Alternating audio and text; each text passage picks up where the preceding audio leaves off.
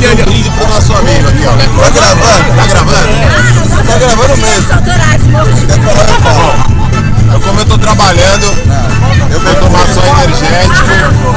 O Fábio vai tomar um drink aqui mais turbinado. A gente vai fazer um brinde pro nosso amigo. Mas é um especial.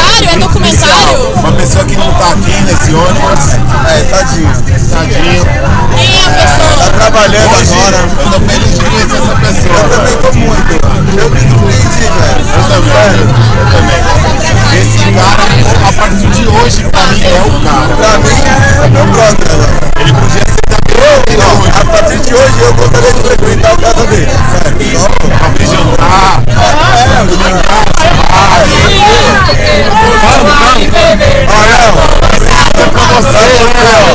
Olha o motivo aqui,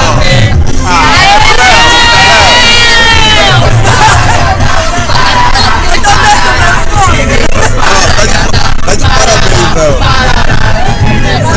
Domingão tô na sua casa. Agora eu sei que você é feio. Ela roubou É quiabo, moleque. Faz quiabo a porra toda que eu vou lá, velho.